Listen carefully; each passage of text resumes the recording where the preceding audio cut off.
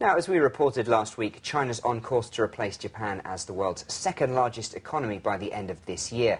The economy grew by 10.7% in the fourth quarter compared with a year ago as the country continued to surge forward, even as many others are still struggling to shake off the effects of the global recession. Yes, in fact, over the entire 2009 year, Chinese gross domestic product grew 8.7%, comfortably above the 8% growth rate benchmark that Chinese leaders believe is necessary to maintain social stability. And the news that China is likely to become the second largest economy this year will be welcomed by the government.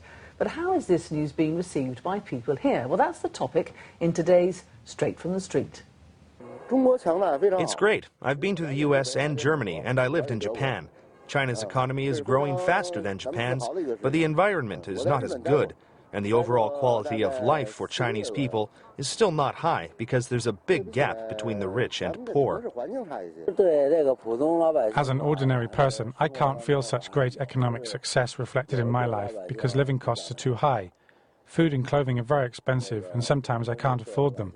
I don't feel my living standards have increased. It shows that China is becoming an even greater country. The government has put in place policies to help us overcome the financial downturn. Now, many people have more savings, and life is good for us. China's big consumer power. Over the past 10 years, we have had significant changes. Now many people have their own cell phones and some are changing to 3G.